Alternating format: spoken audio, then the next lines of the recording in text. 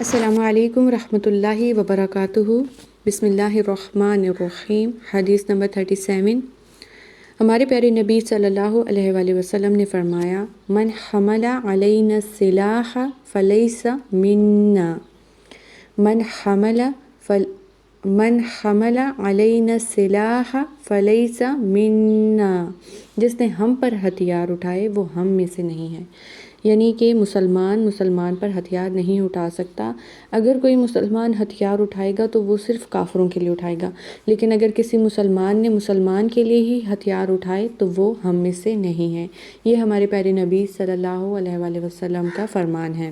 من حمل، تینوں کو تیزی سے پڑھیں گے، حا میم اور لام، علینا، نون کو سین سے ملائیں گے، سلاح، سین کو تیزی سے پڑھیں گے، لام کو ایک الف کے برابر لمبا کریں گے، ہا کو تیزی سے پڑھیں گے، فلیس منا، نون پہ غنہ ہوگا، من حمل علینا السلاح فلیس منا۔